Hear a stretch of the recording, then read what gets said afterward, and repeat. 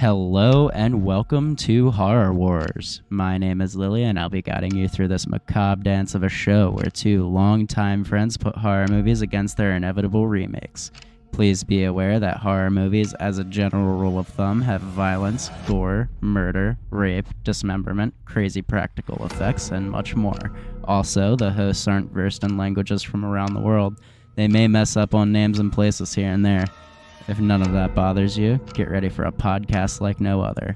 This is Horror Wars. Please don't make a sound. You don't gotta mock me while I've been bleeding on the ground. Said I'm trying real hard, but I gotta crack a smile, 'cause you're not doing love. I'm sad, I'm never gonna get me over so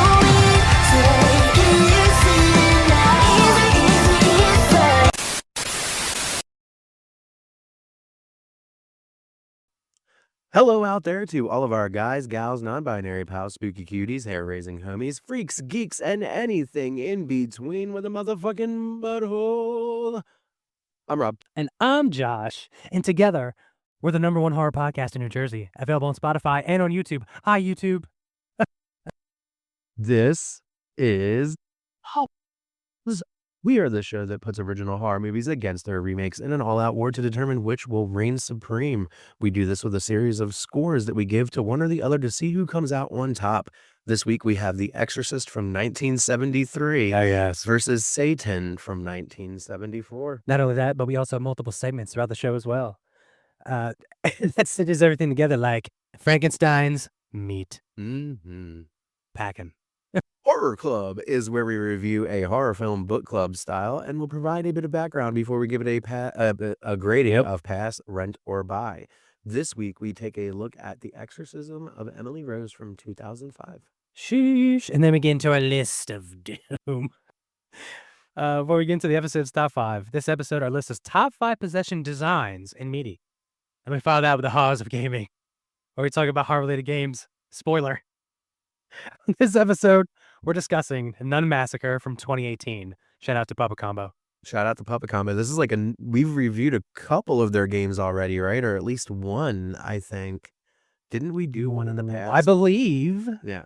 All right. After that, we close up shop with our final segment called The End. That's where we reveal the next episode, which is number fucking 100, by the way. And we have 100 subscribers on YouTube. And we do got 100 subscribers on YouTube. Say our goodbyes and fuck off for a couple weeks. But make sure you stay after the ending for the ending. Haha. If you know, you know. So with you knowing, let's do this. Let's do it. Yes. This is HorrorTube. The theme of the entire episode is formed here. What are all the connections? Find out as we talk about that and anything else needed to kick off the show. The benefits of us being live are some crap that just happened for the last 5 minutes. And if you want to know what we're talking about, hopefully you're watching the live because that's the only way that you're going to say it. Yeah. But the good benefits of watching us are watching us evolve and seeing how things go from this point forward. I think one of the issues is that when the laptop maybe starts to go into a not sleep mode, but a more resting mode, it's drawing power from one part to another. I'm not quite sure, but it's making the camera do stuff. So I'm just going to keep doing this. Okay. Yeah. All right. And as we were going to say before the technical difficulties happened, what were your feelings going into this episode before you saw everything? Okay, so seeing Scary Movie 2 kind of ruined a little bit of this movie. I can't lie. Because like 2 is fantastic. So when it gets to those particular scenes, I'm like, oh, I can't help but see it. Right. But I'll be honest, for 6 hours, I would say total for a lot of info dumpy kind of movies, this was a tough one for myself. I can, if it's worth the 2 hours, sure. But I know we'll get into it later. But I had high expectations because I know there's a lot of hype, and I've seen this in the past, but I never. It was like in passing. It was like background noise, so I never have really seen it. So this is a true first watch, even for Seytan. Oh, this was my first watch of Seytan too, and oh boy. And then the Klub, the hype around the fucking Exorcism of Emily Rose. I wasn't even old enough at the time to see that shit in theaters, and I remember hearing like people that were older than me being like, "Oh yeah, we're gonna see it in theaters, bro." Hey, I was in that group So like, 21 years ago. I remember hearing that motherfucker was super scary, and now watching it, I can understand the hype, bro. Um, But I do have some beefs with it. 21 years later, I can say it hit a little bit different than it did Okay, 21 years previously. we'll get there later. And then for the game, I'm really glad now that we're gonna introduce puppet combo. Like they don't even really need they make like a million games. Yeah. They fit so many of the movies that we do. Yeah. And stuff. So, and I really like it because it's almost like a PlayStation 1 game. Yeah, You it can is. play and like modernize. It's fantastic stuff. I liked what I saw of it, and we'll get to that in a little bit. So, with that being said, let's Get to the war. get to the war. Yeah. Shout out to Marionette. Hell yeah. This is the war. With every episode, we put a horror film against its remake. We go stat for stat, financials, facts, where to watch, synopsis, cast, and everything in between. Afterwards, we grade them both on a scorecard and tally up the results to see which one comes out on top. Hey, welcome to the war. As with every episode, we're going to tell you where we get all of our glorious info from. We source pieces from Wikipedia, IMDb, Letterboxd, and Rotten Tomatoes. Sometimes we dig deeper, but we always shout out the source. Also, when we give you the info on these films, or you may want to watch them, please keep in mind that they might not be holy shit available on those platforms you normally use. So please head to Just Watch for all your viewing needs. Let's break down how we go about scoring these movies to determine our winner. We go through the stats, the crew, the cast, the runtime, and everything in between to get our results. Before we discuss our reasoning for where we placed points and why, we give you the poll results from TikTok on who they thought would win.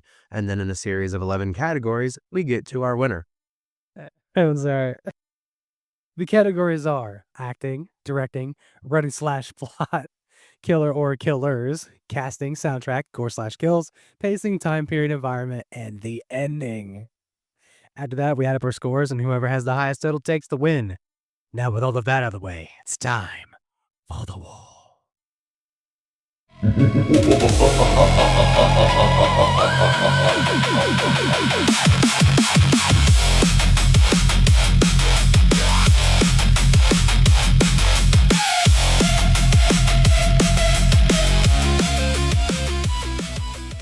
And thank you to Clever Decay for Blood Runner, which is going to turn into Horror Wars' first song after Mass MC lays down some vocals to it. Hopefully by the next episode, you'll hear a different version. Oh, yes. Yes.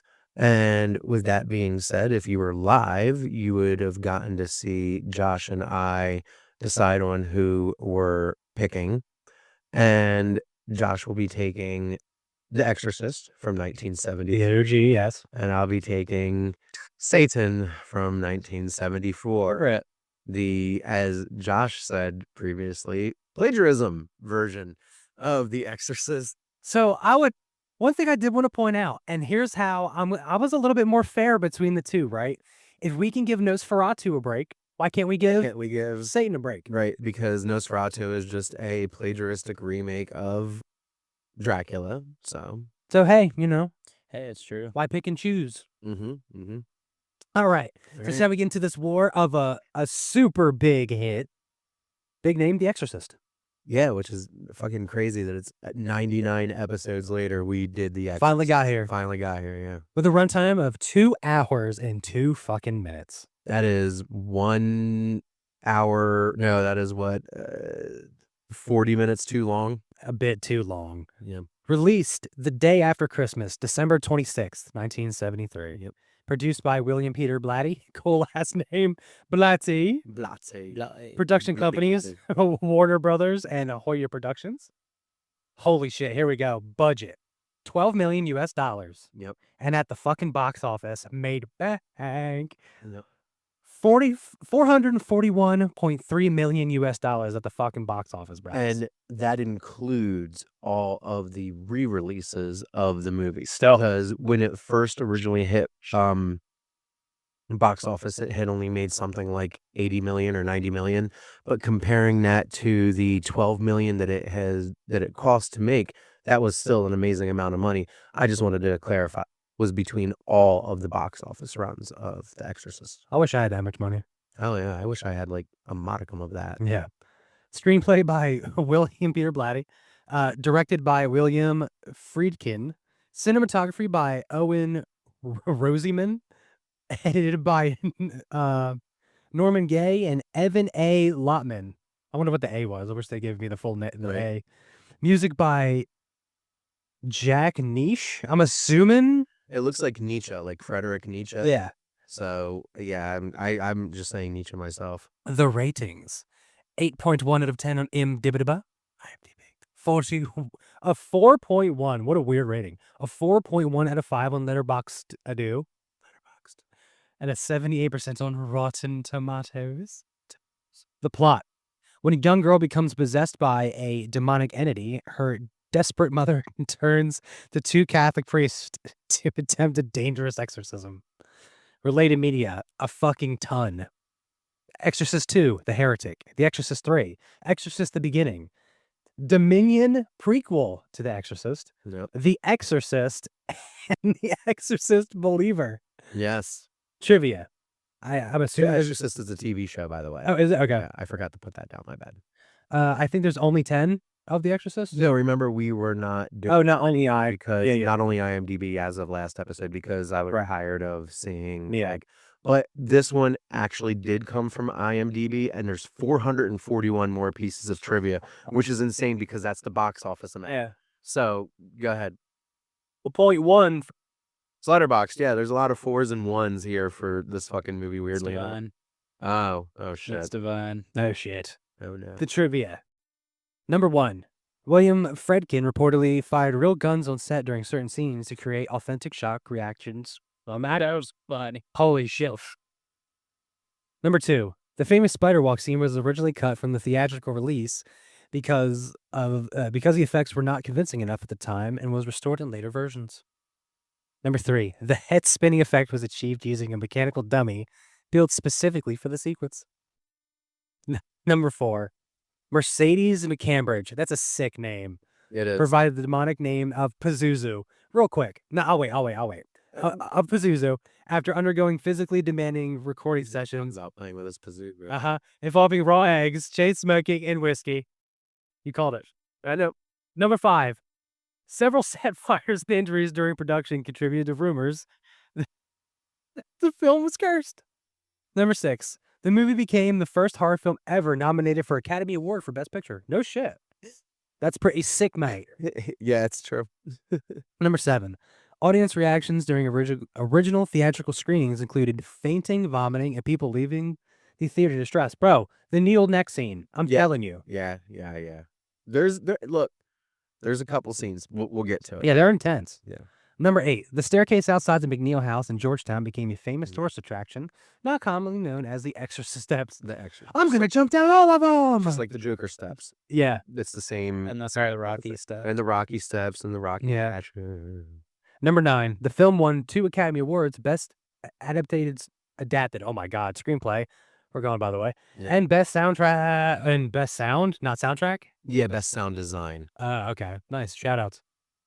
Oh, excuse me.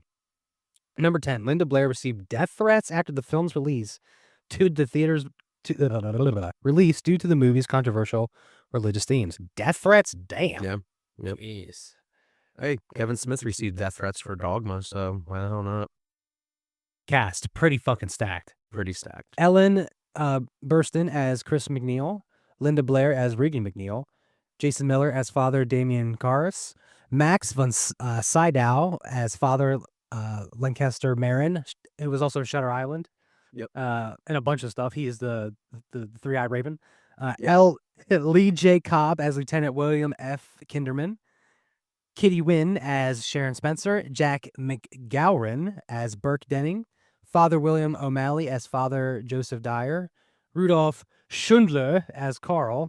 And Mercedes McCambridge as voice of Pazuzu. Quick sidebar. Go ahead. For the longest time, okay, I'm gonna be real. I'd never remembered Pazuzu from this movie. And those who may not know or go back in the archives of our stuff, go on our Instagram or the link tree and find all the stuff. Yep. I have always said my Pazuzu, and I've always just thought of it as a word to say like my vagina. Like, haha. like, oh yes, my Pazuzu stinks today. Something like, just saying random words. Didn't know that the fucking like entity of this shit is called Pazuzu. That's fucking wild. I wish I would have actually just gotten that because Okay, I'll explain it again on this. So real quick, if you can go back and see it or whatever. Never seen Exorcist before and didn't know that the main bad guy was called Pazuzu. I always just used to say like random words to mean like vagina in some way. So I would always say like, oh, my Pazuzu's dry, haha. nope, But I didn't know that the main like bad entity demon thing is called Pazuzu. is Pazuzu. Isn't that some shit? Pazuzu. I learned something new because of this having to do the movies for this episode. So I check in. Yes. We're on YouTube. Hello. We're on YouTube live right now. Live. So come check out the movie. We're gonna talk about probably the weirdest plagiarized movie ever. Weirdest. Which is getting ready to happen right now. Bye. How do you turn this off? I have no idea. Boo. That you've ever done. And there's those on live as well, and in between all this stuff. Seytan is on Plex. We got Rebecca. And it's free. Sam. Yo, shout outs. We're fragging. Yeah. Yep. We're about to talk about the Turkish one. I'm about to butcher some Turkish names here, and God, I'm sorry, everybody. It's gonna end up being something kind of like what happened in the last episode. Get ready because the scoring is also coming up. Mm-hmm. Who shall win? But let's talk about the Turkish one. Everybody started popping in at the right time. All right. Let's rip this fucking Band-Aid off here. Here we go. Shout outs. Movie name, Seytan. Runtime, 1 hour and 41 minutes, which is still too damn long. Release date, November 1st, 1974. I'm sheeshing. Produced by Holki Sanir. Production company, Sanir Film. Budget unknown. Box office unknown. Screenplay by Yilmaz Tumerturk. Cool name. I really wanted to do the Tunuk because of that name. Yeah. Directed by Metin Erksan. Cinematography Cool by name. Nihat Sifagulu. Edited by unknown. Music by various music cues, including unauthorized use of materials from Mike Oldfield's Tubular Bells. Didn't even try. Try. All right. Ratings, 4.6 out of 10 on IMDb. IMDb. 2.7 out of 5 on Letterboxd. Letterbox. 71% on Rotten Tomatoes. Rotten Tomatoes. After a young girl becomes possessed by a demonic force, her family and religious leaders struggle to save her through an exorcism rooted in Turkish culture and Islamic traditions. Related media. Change of religion. None. It's the same movie, just a different religion. Same movie. Trivia. Number 1. The film is an unofficial Turkish remake of The Exorcist and reproduces many scenes nearly shot for shot. Sheesh. Number 2. Unlike the American original, Catholic priests were replaced with Islamic religious figures to better fit the Turkish culture.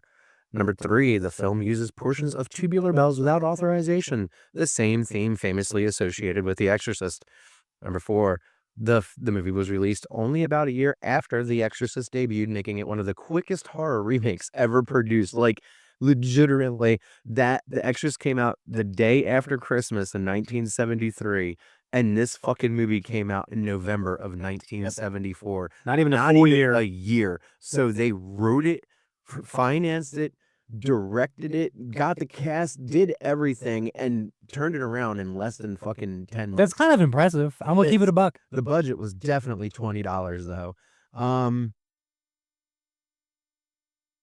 Hello, yes. All right. Habit good size. Sorry, everybody, but this might be a thing until we can figure out what the hell's going on here. Here with us though. No fucking clue what's going on. You just did 6. Yep. No, I got to do number 6 actually. Number 6. It remained largely unavailable outside Turkey until DVD releases brought it to cult film audiences in the 2000s. Number 7. The film is frequently cited as one of the most famous examples of Turksploitation cinema. Number 8. Director Metin Erksan is also known for directing Dry Summer, which won the Golden Bear at Berlin International Film Festival. Man, what a turn in career. What a turn of career.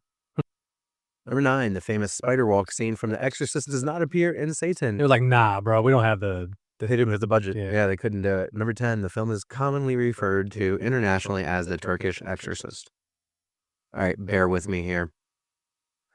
Cast Kanan Perver as Ghoul, Sihan Unal as Turgul Bilgi, Mural Taigun as Aitan, Aga Hun as Cincy, Errol Amak as Police Chief, Ahu Tugba as Maid, and Ikram Gokaya as Ikram. So he plays himself. Oh, wait, there's 4 more. Oh, shit. 3 more. Ali Tegan as Ghoul's father, Ergun Rona as doctor, and Ismail Haki Sen as supporting role. Thank you. Very nice. So let's get into this. So yeah, I don't think this is gonna go the way everyone thinks. For myself, I don't know how this is actually going to go, if we're being honest. because I'll keep it a buck either way. I'm just like, not my cup of tea. Yeah, that's actually very true. Same with me.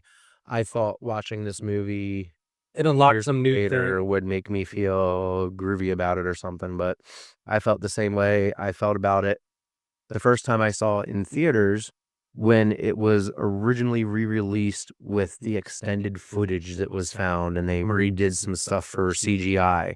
That's when I went to the theater to see it. I think it was like 2000 or 2001. No, Yeah. not me. So, and then I just recently rewatched it for this, I should say, not resaw it. Yeah.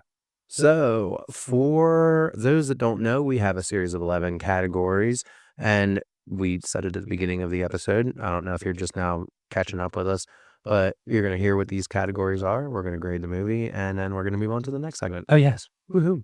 So, for acting, which one are you going to give it to? Who are you gonna give it to? I'm giving it to The Exorcist because the acting in Seytan was just The Exorcist, but way worse, in my opinion. I'm gonna also give it to OG. For the remake, it was in its own, natural language. Yeah. And it still felt like it was poorly dubbed. Yes. I felt like it was one of those kind of movies where it's like It was they went back and redid this, and it still sounded like sizzling bacon. the movies that we watched a few, like 20 episodes ago now, where it was, they did the voice of the, like That's Alive, but all those, like those. It was like that, which is really weird. Yeah. Jinx, I was at the same time. All right, directing. Bear with me here. I'm actually gonna give it to the remake because I'm gonna go solely based on we got to see a little bit more of the Turkish culture, right? We did. It really wasn't the same kind of Catholic priest spam. Yes. Read the should books not- for an hour. And I thought he was going. I'm gonna give it to that because again, even though they copied again shot for shot, they still didn't go necessarily like a professor and a priest at a college kind of situation. It was right. kind of just like I don't know. It kind of didn't. It felt more like it was on the religious side, but it was something different.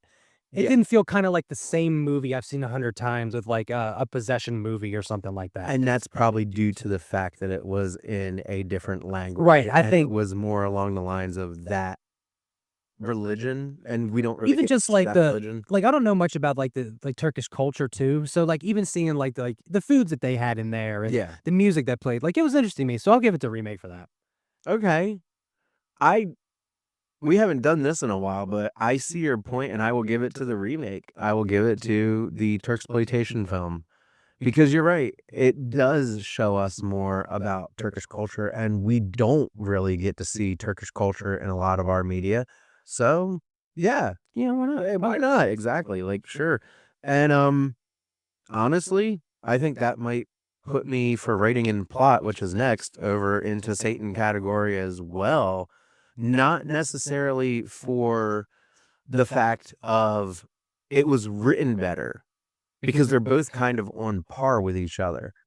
For me, as you just said, now it's the fact of, yeah, I've seen the Catholic Church movie a billion The horror movie 1,000 times. and even though Exorcist was like one of the OGs of it, And it's still it's still, yeah, I mean, it still gets its props. Okay, for sure. It's a great fucking movie. Again, it's the original.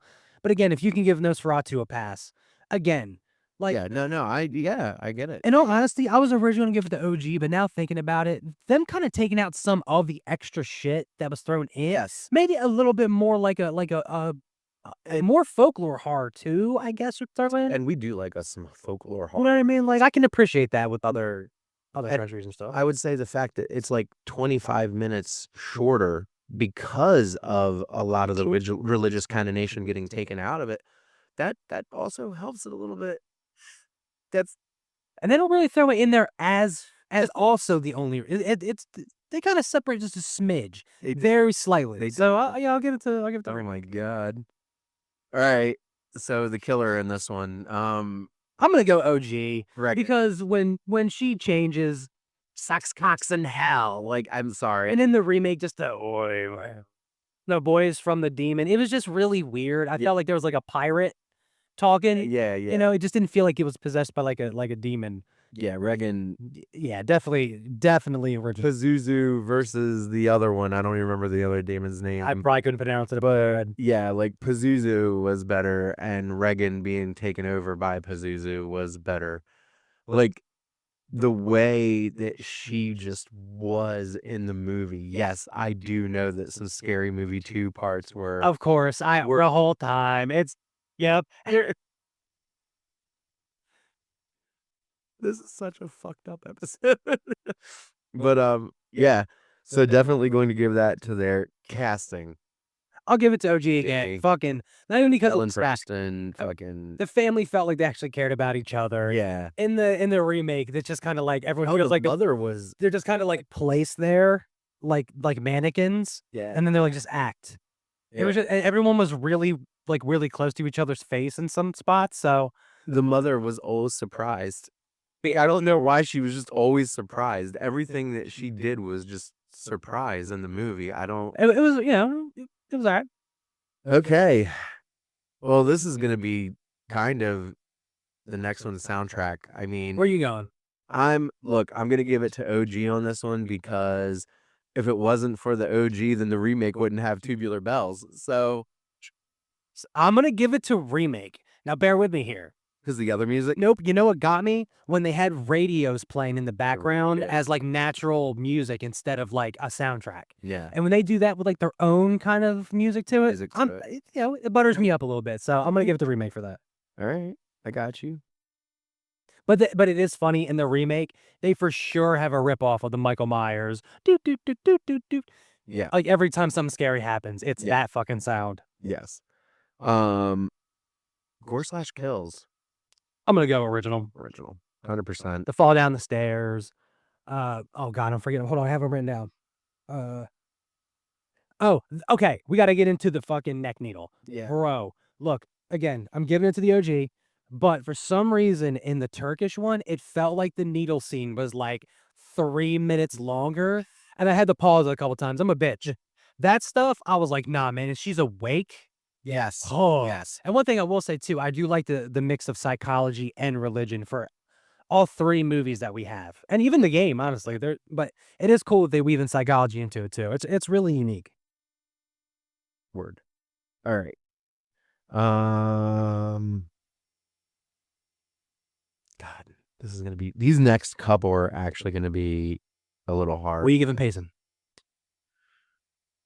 I'm gonna give it to remake because it went through everything faster than the original one did, and it cut a bunch of shit out that it wasn't actually just needed, in my opinion. Yeah, I'm gonna give Payson a remake. I'm gonna give a negative point to remake. Oh my god. Because how the fuck are you 20 minutes shorter and somehow dude, in the beginning alone, the main dude, I'm not gonna be able to pronounce his name, the main like priest guy, he walks into a room, stands still, and puts his back up against the wall for like 10 minutes straight. Then they had their talks, and somehow, again, like I feel like their language is a little shorter.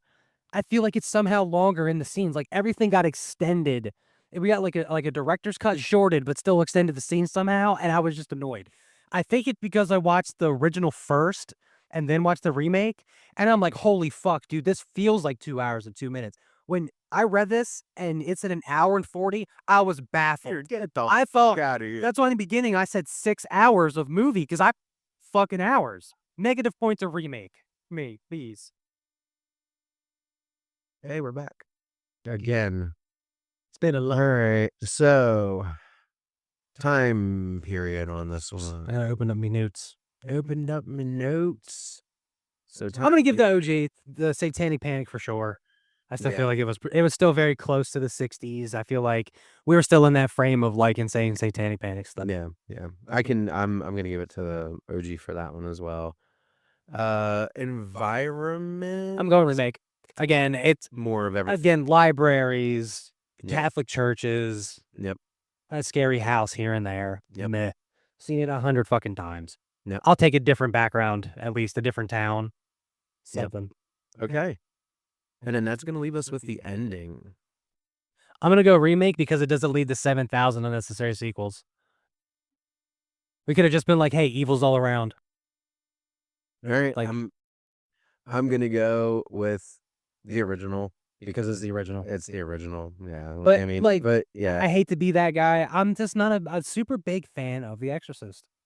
All around, like either one. Like, I could watch them once or twice. I could recommend it to someone, especially like beginning to like if you're new to horror, it's a really good way to dip your toe in. Yeah. It's nothing too over the top, you know. No, yeah, I agree. And also you got to look at it from the lens of the 1970s. Yeah, The movie was absolutely fucking horrifying in the 1970s. for sure. You know. All right. So this one was actually much closer than I think we thought it was going When to I be. first started the remake, I thought I was gonna just poo it. Right. But when you give it a fair shot, Yeah. So, what do you think the score is? it's probably like I'm gonna say like 1 point off. Probably like I 11 think to that 10. negative point really made it like a tie. I think it's a tie. Well, no, that negative point actually just took my point away from that one part. So, like, Oh, yeah, because I gave it a point and he took a point away, so it just balanced us out for one category. But the actual total is 12-8. Exorcist wins, but I thought it was gonna be a Seytan- smacking when we first announced it. Seytan fucking held its own, and I can't say that for a lot of remakes, I think if we which did, is really insane to say. if we didn't do the Nosferatu episode, I think I would have been more like angry about it and be like, "Oh, this is shit." Ugh, copy paste. Right. So, and also like fucking Psycho was the same way. Yeah. They added a couple extra scenes and we gave them a break and judged them. So why just shit on it because it's a plagiarized thing? Fuck it, whatever. Yeah, you're right. Like, and that's It's kind of crazy, but what can you do? They're what it in the is. fucking 70s. But Yeah. they want to be mad about it now. but it's just really crazy that It's way closer. that Seytan actually held its own. And this movie is pretty fucking legendary too, because even though it's not a big culture over here, there's a lot of Turkish and Hindi and stuff like that remakes for their people because they don't get the movies that we have over here. They do now more, but back in the 70s and 80s, Sure, movies didn't really exist. they weren't getting our movies like that. And the people that did see the movies were the more wealthy ones that could afford the prints. And that's how come they got their own versions of the movies. It's a real fascinating, like, tunnel to go down, I guess you want to say, because it's not just Turkish movies that did it, it's Chinese. We've done tons of Asian ones. But no, I'm talking about just like the actual, the unauthorized. Oh yeah, you thought so. Yeah, you're right. Those are what I'm talking about. And they do it with action figures. They do it with all sorts of stuff. Like there's a lot of crazy bootleg market things that go on. Think about it. Everyone's in that Temu shit. Hey, that's just like the super cheap versions of everything. Amazon's cheap shit. That's literally the bootleg version of Amazon, which is this was the bootleg version of The Exorcist, but still hold its fucking own. I give it credit, man, for sure. 12-8. I wasn't expecting that. But when you're not scoring, Exorcist is of course a superior movie. Let's give it its props too. Like, Yeah, absolutely. but again, I think by this part in both our lives, regardless of the podcast or not, so many churches and all that. It's just gonna use so much. We're getting ready to see a movie about that, like The Exorcism of Emily Rose. Right. And that's literally the same thing. But So hey, them's the rules. them's the On to Horror Club. Mhm. Yes. Behold, the list of doom. It's a top 5 list of anything that matches the theme of the rest of the episode. Well, hello there. It's time for Horror Club, our movie review done book club style. Let's discuss how this works. Much like with the war, we have a series of talking points that include acting, gore, kills, directing, pacing, writing/plot, killer or killers, cast, and soundtrack. Those categories sound familiar. It's because they are. Oh, I was hoping you were gonna actually do some shit. Oh, hold on. If this category sound familiar, it's because they fucking are. It's because they fucking are, bruh. We basically use a lot of the same things we do from the war because we find them to be the best way to come to our conclusions. I was about to bite my entire tongue off. If you want to find out why we're laughing, you should come check us out live on YouTube. Yeah. Yeah, exactly. Yeah, you fucking pussies. Shout out to episode 85. Yes. Shout out to episode. I forget what that's from. That's from an old episode. I don't know, but yeah, I was like, what the fuck is up? There's something. Yeah, that doubled. Well, correct. We have to. I did it, pussy, because remember, we weren't live at that point, and I had said it while we weren't live. So, Doubled. Okay, so we're on the Exorcism of Emily Rose. Do you remember the fucking hype around this shit around the time? Like we said at the beginning, I personally wasn't old enough to see it, but I remember people older than me were like, "Oh yeah, we're gonna go see it in the theaters," and the next day they're like, "It's the scariest shit in the world." yeah. So, and the amount of money this shit made, get ready for that. It's gonna be insane. So, how would you like to do this, May? So, let me tell a quick story. Yeah. Fast. Brandon and I went to go see The Exorcism of First Emily date? Rose. No. Our first date was Freddy versus Jason. Oh, that's right. Yeah. And we went to go see Exorcism of Emily Rose because of the hype. It was super fucking hype mode. And left the theater feeling pretty disappointed because it wasn't what the commercials had made it out to be. It wasn't shown that it was like a courtroom movie that's being told through exposition. It was basically marketed as, this is going to scare the shit out of you. This is The Exorcist done for the year the 2Ks. This is so that was the marketing behind it, and Facebook had just started popping off with stuff, so it was getting real popular Super on hype, that super trend. So to go see the movie and then have that be the movie was a complete juxtaposition as to the advertising. And that's how come 21 years ago I was like, fuck, because I was part of the hype train. You know what I mean? I'm gonna keep it a buck. This is my first time watching it, and I'm glad you said that because I was very underwhelmed with this. But we can get into it. I can't wait to discuss. I took notes. Yeah, absolutely. So I'll do movie name and plot, and then you can do starring and Okay. fact. Okay. You get it. Hell yeah, really. Yeah. Okay, so the movie name is The Exorcism of Emily Rose from 2005. Release date September 9th, 2005. Runtime 1 hour and 59 minutes. Could be just a little bit shoes. Yes. Budget 19 million. Box office Thank. $145.2 million, which is, as Josh says, insane fucking bank. Production companies are Screen Gems, not Scream Gems, Lakeshore Entertainment, and Firm Films and Mist Entertainment. I read Moist Entertainment the first time I seen it. Produced by Everyone. Tom Rosenberg, Gary Lucchese, Paul Harris Boardman, Trip Vinson, and Beau Flynn. Screenplays by Scott Derrickson and Paul Harris Boardman. Directed by Scott Derrickson. Lots of the same names. Cinematography by Tom Stern. Oh, a different name.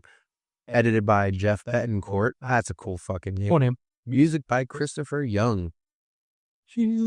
A defense attorney representing a priest accused of negligent homicide uncovers disturbing evidence surrounding the alleged demonic possession and death of a young woman. Starring Laura Linney as Aaron Bruner, Tom Wilkinson as Father Richard Moore, Jennifer Carpenter, shout out, by the way, who was also featured on our episode of Wreck versus, I forget the other thing, as Emily Rose, Campbell Scott as Ethan Thomas, I have no idea, that's 4. Fior as Carl Gunderson, Mary Beth Hurt as, is she okay? As Brewster. Did she hurt herself too? Henry Kazerny as Dr. Briggs, and Shoher Agshalu as Dr. Sadira Adani. Must-read film plaque, and this is cool as shit and terrifying at the same time. The film was inspired by the real-life case of Anneliese Michael, a German woman whose death after a series of exorcisms led to a highly publicized court trial that became the foundation for the movie's blend of courtroom drama and supernatural horror. Oh boy, oh boy, oh boy, oh boy. Do you like exposition? Do you like people talking in a courtroom? Yes. Because that's it. Do you like a good, maybe like 5 to 10 minutes of good fucking horror mixed with courtroom drama and like pseudo Silence of the Hill interaction with a priest and a lawyer? Yes. Like, for real, this is my first time ever watching it. I had thought back to them days of the hype. I'm like, yeah, man, this is going to be great. Yeah. Let's get into the Yeah. talking stuff. It's I'm fucking pissed. it's not it's okay. Acting. When it was just the horror aspect, when we got into the Emily Rose stuff, great. Fantastic. Courtroom drama shit, I'm good. Okay. I can't stand sitting in one room for like 20 minutes talking about some shit. Having a dude ramble about the next part of them, like basically explaining what we just saw. So the courtroom would be like Emily Rose stuff, explain like what we saw. Then the next person comes up. Then we start their story. We get back. It's annoying as fuck. The movie is so long. The acting is just over the top or terrible in the courtroom stuff. But when it gets to the actual horror, it's fan-fucking-tastic. Jennifer Carpenter, like, kills it. Yeah. That's about the shining star of that movie. I'll go in a different route because I like police procedurals. Right. I didn't really like police procedurals when I was younger.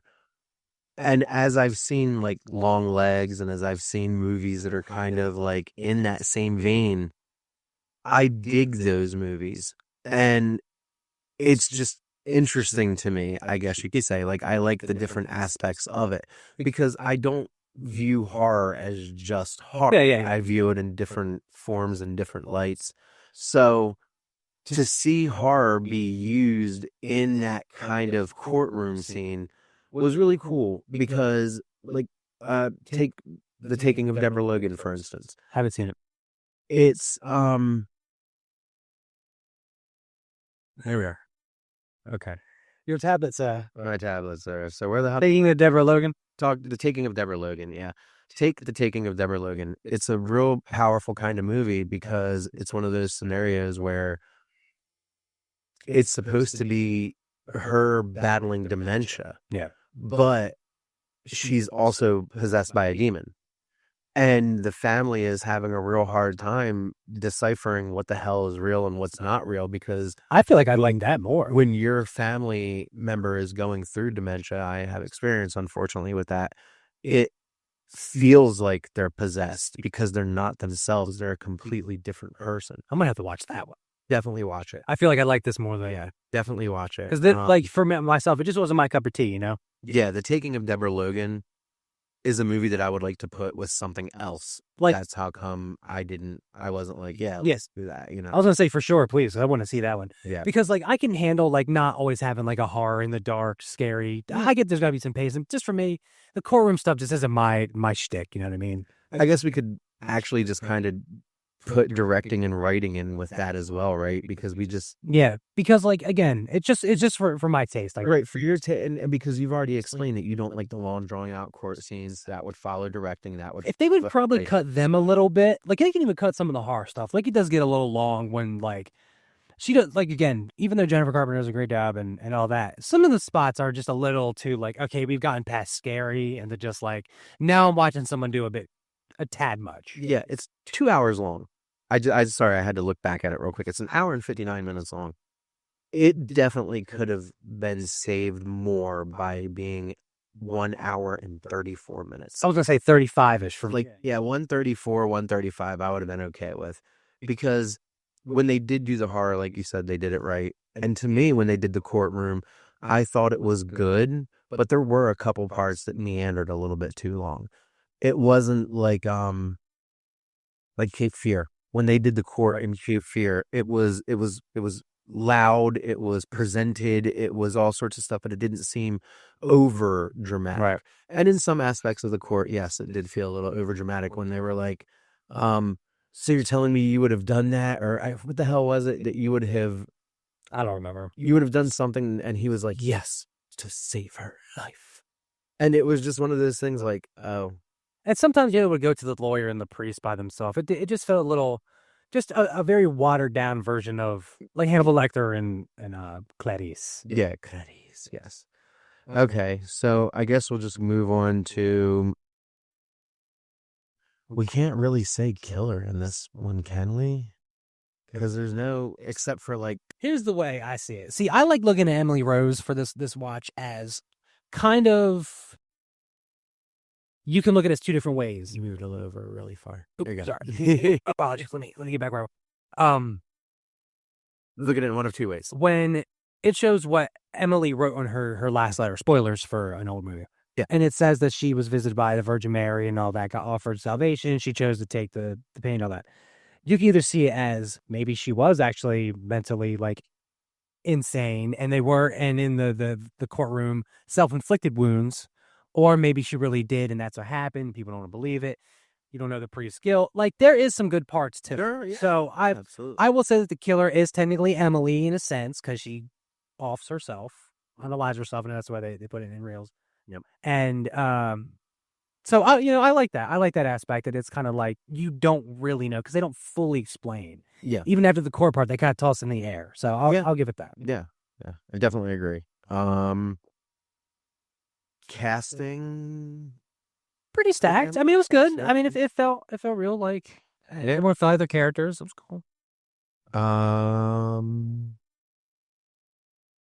There wasn't really any gore.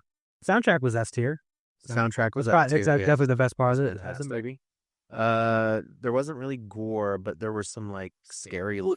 Shock stuff. The eyes. A lot of the eye stuff. The eye stuff, great. crazy. Yeah.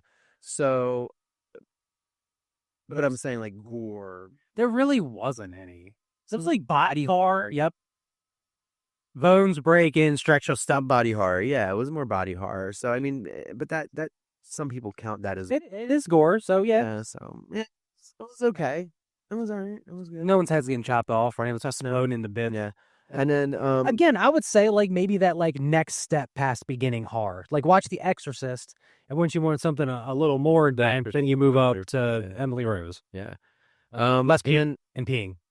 And then and fucking of Mothers in Hell. Yeah. Yeah. And then the last one, pacing. We just said it. We've already You could cut already like said it. Yeah. 5 minutes each, probably scene a little bit. Yeah. Definitely make it about 1 hour and 35 minutes, 1 hour 30, whatever, somewhere around that area. It's just I think I also have like an insane hatred for super exposition. Yeah. So that's what kind of did it for me too. You fucking hate. I like some, don't get me wrong. But if it's meaningful. Well, when it's like every fucking 10 minutes, that's why I think I had a little bit more of a... You need meaningful, not exploitation, meaningful exposition. I was going to say, because my brain was thinking lowered expectations for anybody that remembers that. I do also like... Oh, I'm sorry. Was that one? Oh, yeah, go ahead. I also do like for the ending that they do like the subtitle right now, like kind of like the real events that transpire and then what happened to the characters and all that. So it's cool they do shout out to the real case. They don't do a disservice to it through this movie. Like, so it is good for what it is. The hype was a lot bigger than what this movie is for myself. So I don't know if you feel the same way, but the hype was way higher than the final product. I completely agree. I was caught up in the original hype of the movie. It was because of this movie that I stopped actually believing the hype of movie theater shit. Because I was just so fucking tired of it at that point. And I was like, okay, we're not getting a lot of good horror anymore. It's done. It's over. What the fuck ever. Scream did its thing 10 years ago, but we're SOL now. Like it's because the early 2000s were not a good place for horror. You had some horror that came out. But no, we're talking like when Scream helped bring things back, and then you got into the ultra gore territory of Salt and Hostel. Once that hit, the 2000s from like 2004, 4 to like 9-ish, 2009 or 10, maybe even 11 or 12 was just like fucking abysmal. It was just repeats after repeats, non-stop, it was just same shit. Everything was just how much can we do gore-wise, this, that. And I think that's where I have a lot of my disdain for the Terrifier series. It's not that I hate Terrifier series, but for that reason. I think Emily Rose shows that you can have like horror without insane gore. Yeah. But they could have had some. They could have had something, yeah. It's a little dry. It was definitely a victim of its own hype. Now that I think about it, it's almost like the religious version of fucking Vanilla Sky, Yeah. where it's like it's all flashbacks and shit. Mm. Obviously, a little different twist from Vanilla Sky. So technically, you can say that this movie made your Pazuzu dry. It made it very dry. All right. So would you say pass, run, or buy? Like a one watch. If you want like a long watch and like a lot of like into what Rob said that he's into, like kind of like the court case stuff, Yeah. bam, perfect for you.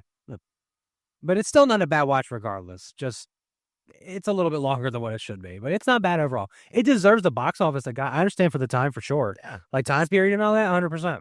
Yeah. And shit, that was right on the cusp of the 2006 666 shit. Remember? Yeah. All that. So shout out to them times. Yeah, because the Omen Yeah, the Omen remake was right after this. was right after this. Yeah. And I'm going to give it I won't say rent it because I think you can find this for free like everywhere, right? Like YouTube and Somewhere.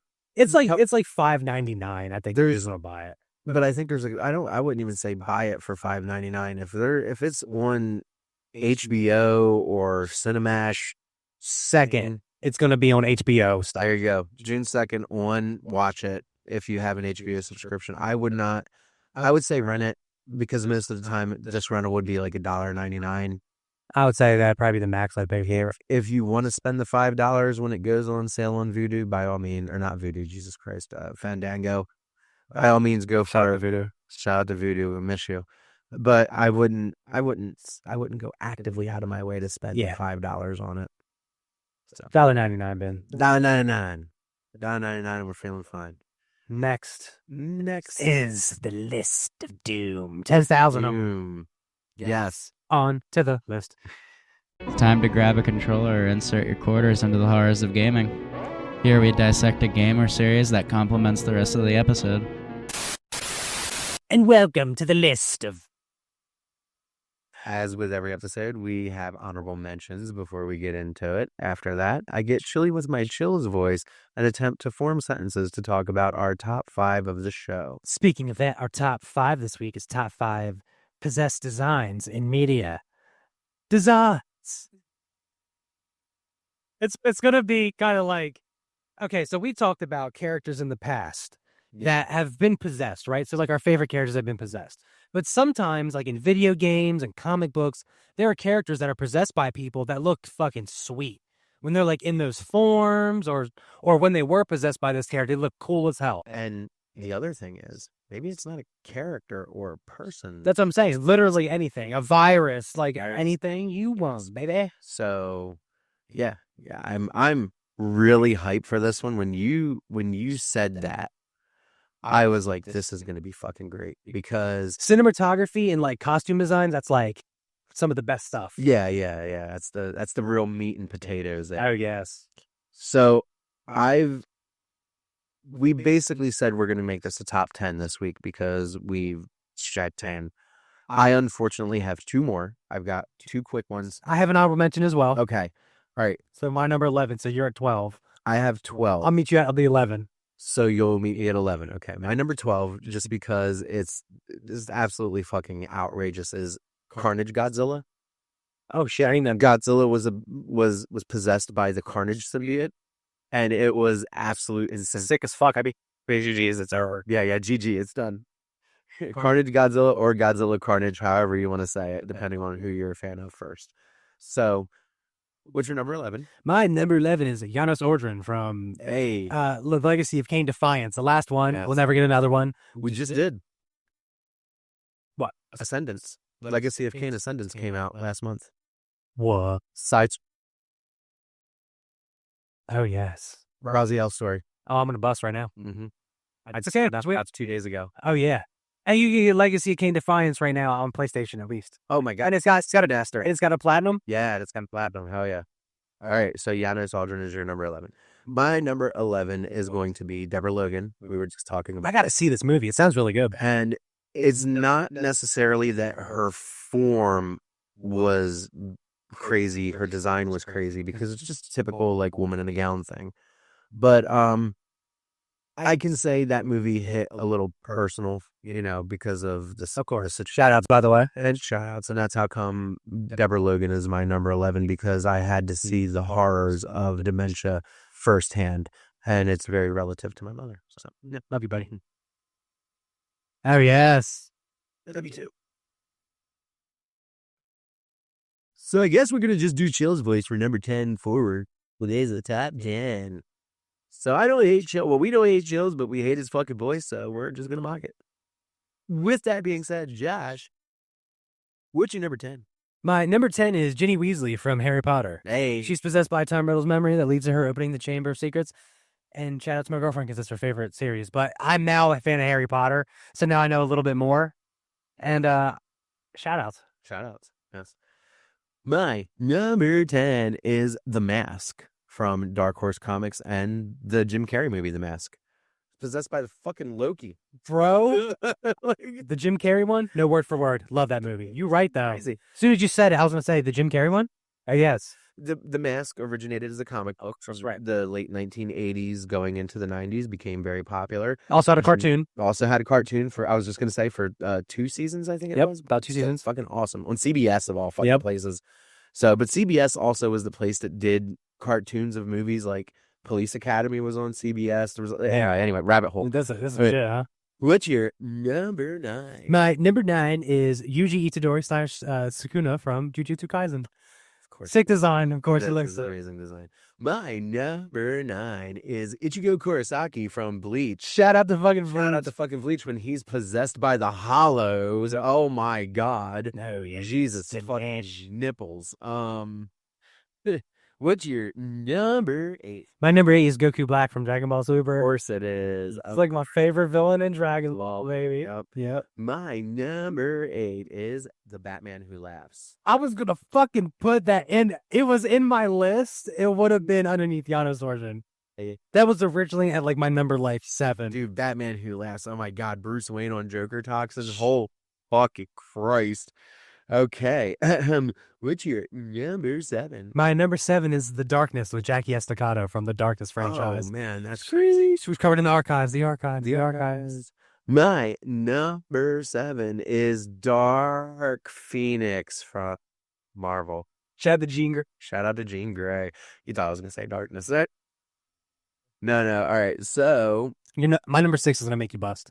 What's your number 6? My number 6 is Onslaught from Marvel Comics. Xavier basically possessed by. Basically, like Xavier mind wiped Magneto because Magneto took Wolverine's adamantium from him pore by pore, like pore your pores. He ripped the adamantium out of the pores, and Professor Xavier turned him into a vegetable. And Magneto's essence kind of went into Xavier, and it made this maelstrom of hate because Xavier was so upset about everything and mutants treatment and and just formed fucking Onslaught, one of the most insane fucking characters in all. What about the Marvel Universe for the movies? Jesus Christ. I need him in the fucking Marvel Universe for the movies, and I need him in X-Men 97. Yeah, please. God damn, man. All right. I need it all. My number 6 is Necron from the DC Universe. That's the motherfucker that was responsible for the entire Blackest Night. Yep. He's the head of coolest fucking character. Oh my God. Necron literally is the Grim Reaper. Just death. Just death. The scythe is fucking sick with the lantern on the end. Everything is, God damn, I fucking love Necron. I got a Black Lantern tattoo on this arm. He does. I do. All right. Here it comes. We're getting into the real meat and potatoes. Right. What's your number 5? My number 5 is Nightmare from Soul Calibur. In fact, Siegfried when he grabs the soul edge. Oh yes. All right, we're coming out swinging because my number 5 is Venom. Yeah, it's the classic, of course. Classic, the first symbiote, the OG. The one that spawned Carnage, the one that spawned everything. I was going to put Null on there because he's the creator of the symbiotes, but Venom's been around long. Venom's fucking Let's keep it a buck. Man. Let's keep it a buck. When you think of a symbiote, you think of fucking Venom, right? What's your number 4? My number 4 is Mia from Evil Dead from 2013. Fantastic. One of the creepiest Oh. probably looks ever. Yes, her fucking look is insane. It's again Freaked me out, girl bro. in shirt and shorts, but the eyes, the face, the teeth. And there's no like sexualized part to it. Nothing. It's just terrifying in Yeah, general. yeah. Shout out to that actress, by the way. Absolutely. My number 4 is Oryx from Destiny. I was gonna put that as an honorable mention too. I just thought like, oh yeah, like the Taken. Wait a minute. He is also taken by a worm Yeah. god. Yep. So Oryx is possessed and then possesses. Oh, he sure is. It's really fucking awesome. Love some Oryx. Shout out to we'll talk about it at the end of the episode. So we'll let the child do a Sprinkle it in. We'll let the child talk. I had a feeling we'd. Yeah. We have to. We have to. We have to. Destiny 2's coming to an end, and Legend of Boogaloo. we have feelings. So yeah, whether good or bad. All right. Yes. What's your number? By the way, I have a feeling these top 3s are going to just be like Oh yeah. one after another. What's your number 3? My number 3 is, bear with me here. It's from the 1998 Street Fighter animated movie. It's Violent Ken. Violent? The one possessed a bison. That's the coolest Street Fighter character. It's in some games. It's one of my favorite Street Fighter characters ever. Yes. Coolest design. Fantastic. I love Fuck Evil Ryu. Violent Ken. Yes. Fuck yeah. My number 3 is Parallax from the DC Universe. That is Hal Jordan. He was the most prolific Green Lantern of all time. Got possessed by a fucking parasite bug of fear, essentially. Drove him insane. And he destroyed his entire city. Then destroyed the entire fucking Green Lantern Corps and wore their rings after he killed them. And became the most powerful fucking thing by absorbing the battery. And then reset the entire DC universe. Like, turned it fucking white and completely killed it. Wow, holy shit. It was called Zero Hour, and it happened in 1994. It was fucking insane. Shout outs. Shout out to Hal Jordan Parallax, because goddamn, that set down a course of comic book history like none other. What's your number 2? My number 2 is Jean Grey. Your number 2 is Jean Grey. Look, I always go back to the animated cartoon. Yep. So Yep. that weird ass fucking costume and all that. Yep. And from the Fox cartoon, or not cartoons, the Fox movies and stuff. I've always thought Jean Grey was cool. So, and she's like super hardcore fucking psychic person. So Yeah, absolutely. 100% Jean Grey. And Dark Phoenix, yeah. My number 2 is Onslaught. I was there for Onslaught. I witnessed that shit like week by fucking week. I have every fucking Onslaught tie-in. I've got everything. The fucking first issue of Who Stopped the Juggernaut, with Juggernaut laying on the ground and the X-Men like around him and him being like pushed into the ground. Yo, that was our first real exposure to Onslaught. And from that point forward, man, it was just fantastic. That design is just absolutely sick. Onslaught's one of my favorite villains of all time. And you can't probably say it like now. There's goosebumps talking about him, because it was a real big time in my life with comic books. Right. And when that hit, it was just one of the most insane fucking things. Like, absolutely insane. first time I saw him was in Marvel's Capcom 2. It's the main Oh my boss. God. Yeah, the main boss. And he was in his mutated form. Mhm. Jesus Christ. Your first vision of him is like the tall, Big as shit. Yeah. but then you get the fucking mutated bug form thing. God damn, man. It's a sad Terrible character. Onslaught. All right. Here it is, everybody. Time for our number 1. He's gonna hate me. Go for it. It's Naruto. I knew it would be. He gets I knew it would possessed be by, before he turns in, like, spoilers for an old ass series. Yep. Before the Nine-Tailed Fox becomes a good guy, this guy right here, it makes him all red and stuff, and it looks really cool. Look it up. It's like the tailed beast forms. Yep. So Yep. it's always I been my knew it. favorite. I thought it was cool as shit. I knew it was. Even the goofy pain fight. Yeah, Always. There's absolutely. I'm not going to be mad at that at all. I don't like Naruto. We know this, but that doesn't mean that I don't believe that your love for Naruto is, Delicious. All right. What's your number 1? I'm curious. My number 1 is a character that has been around for the last almost 40 years. The character debuted in 1991, has been around forever, and has been possessed many, has captivated audiences worldwide. And that is The Undertaker. Shout outs. Shout outs to the Shout out to the dead man. There could be nobody else. This motherfucker had a live fucking crucifix on television. What was the cathedral where the monks would come out with him, the hooded The dude? Ministry of Darkness. That was the coolest shit in the world. Come on. I was watching wrestling around that time. The coolest shit in the world. And that theme that The Undertaker had, that come on, man. Pre-MMA gloves, like, Yes, like shout out to the fucking Undertaker's a cool ass. that was the satanic fucking leader, The Undertaker. They were kidnapping Stephanie McMahon.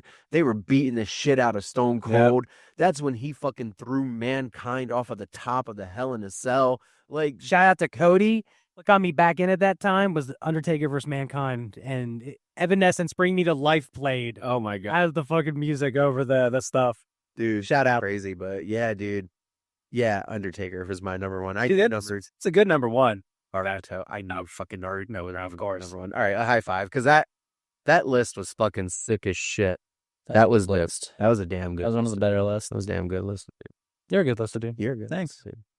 Very Huh? good list to do. So, on List. Gaming time. yeah. Come on in and have a seat with the Horror Club. Each episode, we pick a film that complements the war. We then review it book club style and ultimately tell you whether we think you should pass, rent, or buy. Welcome to the halls of gaming. The gaming portion of the show. Indeed. So let me explain a little bit, actually. So we're talking about Nun Massacre today. We'll probably talk about the plot a smidge, but there is possession involved, a lot of religious Catholic stuff. Again, the name is Nun. But let's get into it. I know we'll have to go a bit more in depth. I got some notes, and I wrote down the endings that we can talk about for the game as well, because there's at least 5. Okay. So the game name, Nun Massacre. The initial release date was September 19th, 2018. Completion time was 2 hours to 4 hours, according to howlongtobeat.com. Platforms, a lot of them. Microsoft Windows, Mac OS, Android, iOS, PlayStation 4, PlayStation 5, Xbox One, Xbox Series X/S, and Nintendo Switch. Developers, Papa Combo, shoutouts. The engine is Unity, and the genres, we finally get them: survival horror, stealth horror, and indie horror. Hooray! Hooray. Horror. Yes. Okay. Nun Massacre follows Mrs. McDonnell as she travels to a boarding school after receiving word that her daughter has become ill, only to find herself trapped and hunted by a murderous nun. The gameplay is built almost entirely around stealth and evasion. There are no reliable combat options, so survival depends on hiding, escaping, and learning the environment. One of the game's defining mechanics is unpredictability. Item locations, enemy encounters, and roll routes can create a different experience from one playthrough to the next. The audio design plays a huge role too. You're constantly listening for movement and clues about where the nun is, which creates tension even when nothing is happening on screen. My shit's kicking in too, by the way. Visually, it embraces a low-poly PlayStation era aesthetic. Love it. That style isn't just nostalgic, it limits visual clarity and makes the environment feel more threatening. And unlike many modern horror games that rely on scripted scares, most of the fear comes from the player knowing they're never fully safe and never completely in control of the situation. That's what makes it effective. The mechanics and presentation work together to create anxiety rather than simply delivering jump scares. Yeah, more anxiety. Nun Massacre combines stealth-based survival mechanics, unpredictable encounters, and retro horror presentation to create a relentless sense of vulnerability, where tension comes from being hunted rather than fighting back. So it's Outlast, but with nuns running around after you, in a sense, but there's no talking. And it's low poly. So I'm going to say, if you do play this game, make sure your headphones are down on like 10%, because when the nun runs into you and it does like the scary soundtrack for her, it's loud as fucking shit. Yeah. Hold on, I got more stuff. Trust me. I got into this fucking game a little bit. Let's go. Yeah. Okay. I'm going to confess here. I got another confession to make. Shout out to Foo Fighters. I'm no fool. Anyway. I last night, the day before recording this, got very high. Surprise. I got high. Insane. Because I got high. And I was going to play Nun Massacre. I did not play Nun Massacre. Fall asleep. Fell asleep. I feel that, bro. Today, I was going to watch a video on Nun Massacre. I did not wake up in enough time to watch a video on Nun Massacre. So the only thing that I know about Nun Massacre is the pictures that I've seen, the 5 seconds of video that I saw, and everything that was written down right here. So those 5 seconds that you saw is essentially the same shit. It's the same shit, right? You arrive there, and then you're just chased. Like, you just walk into them. There's no dialogue. There's not even little, like, text boxes. Like, in some of their other games, there are. There's like, text boxes. boxes. But it's mostly just escaping and finding, I think, some items. Like, I didn't play it all the way through. I watched the fucking playthrough. Like, I'm going to keep it real. It's not the kind that I would personally want to do. Like, still support them and all that. Like, I downloaded it. I didn't play it. Right. Because, I don't know. It's just games. But PlayStation 1 type of first-person games is really fucking cool. Yeah. And it's if you just like basically being chased. Your grannies, your kind of newer Five Nights at Freddy's and shit like that. You like being chased around in a cathedral-esque boarding school kind of thing. Yeah. It's cool. Other than that, it's low poly stuff. It's like you're playing your PlayStation 1 games all over again with more. And the other games have tank controls. This is more modernized, so it's a lot more built for like playing on your computer and stuff like that. You can play your console. It's a little wonk. I did watch some gameplay of it. It looked a little bit more chunky, but there's not much potatoes to it. I can tell you the endings though. I was going to say there's spoilers for that. I want to know about the endings because from like I said, I did like the art style. I did like the pictures. I did like the screen caps that I saw. It looked really cool. And that's legitimately the reason why I had gotten so high last night, because I was like, man, I can't wait to It's play fucking this scary. fucked up. Like, I was like, I cannot wait to play this fucked up, especially considering it was only like a couple hours. I was like, shit, man, I got this. I did not have this. But I would say it definitely like keeps up. Like, honestly, it's better than some like, I don't know, AAA horror games. Like, they definitely keep up. I really enjoyed this company. That's good. So the endings. So the mother, so this is McDonald, goes insane and buries herself alive. Shit. Ending 2, she gets trapped in a reality-bending vent and is killed by the little creature that you can find. Ending C, the mom slays the nun. So who you're playing as, by the way. So your character buries herself alive. The second one, she gets eaten.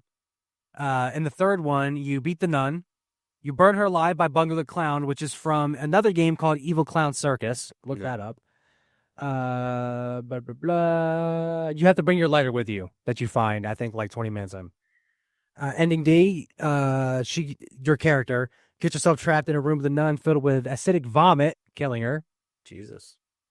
And the non-standard ending is your character gets trapped in a barbed wire pit and the nun arrives moments later killing her. She just like always dies. So she except one. Yeah, the only ending is wow. Wow. But it is like you're just running away most of the time. Yeah. You're crawling through vents. Every time you think you're in a new area, she's like right there on your We have a visitor. tail. We So do have shout a out. visitor. Shout out. It's not a bad game. It's not like the greatest one ever, but if you want something that's like low res and isn't like burning your eyeballs out with all the frames and shit, it's a good game to play. It shows that like even PlayStation 1 type of graphics can keep up with a 4K game. Yes.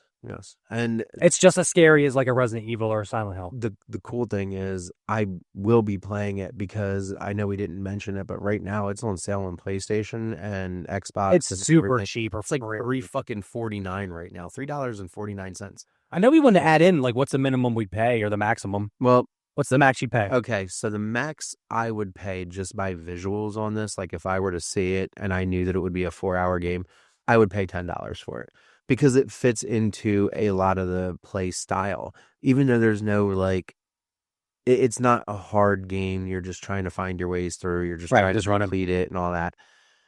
I would still pay $10 for it because I fucking paid $10 for bullshit in Jetpack Joyride fucking 10 years ago. Yeah, we've all bought, but like what's that games that we kind of Yeah, know? exactly. Like what? And this goes into the same thing of what we were saying about Nosferatu and Seytan. Yeah. I've spent more money on less So if I'm gonna get 2 to 4 hours of enjoyment for about $10, Yeah, hell yeah. absolutely. We're gonna see Backrooms today. That's not even gonna be 2 hours, and it's gonna cost $100 fucking. Yeah, because it's expensive as shit to go to the movies. Right? Like, so that's kind of where I base it. You get what I mean? And it's repetitive. I can beat it 5 times. Like I would replayability. yeah, I'd replayability, give it. sure. I'd say about 10 to 12 Yeah, maximum. yeah, definitely. Especially the support Puffin combo. Shout outs. They got a shit ton more games too. So They do. you'll hear that name a lot. Trust me. Yeah, absolutely. Because that's a whole new fucking thing that we can utilize, especially if they're most A public lot of them combo match games are movies. match movies, yeah, and obscure movies too. Like Shout out to what is it? Drill Massacre. That's one of them. That's Yeah. a good one. That's got a full story. Yep. As a matter of fact, I know what that would fit with for a future episode. Hostel. I don't know. For one of the earlier episodes when we redo our earlier Retention. ones. Halloween. Halloween. Oh yeah, Guy looks just like him in a Looks sense. just like him, So right. shout outs. to Loomis. Yeah. Is that my no? There's one. Hold on. That was Horrors of Gaming. That was Horrors of Gaming. On to the end. We are sad that our time is coming to a close, but this is the end.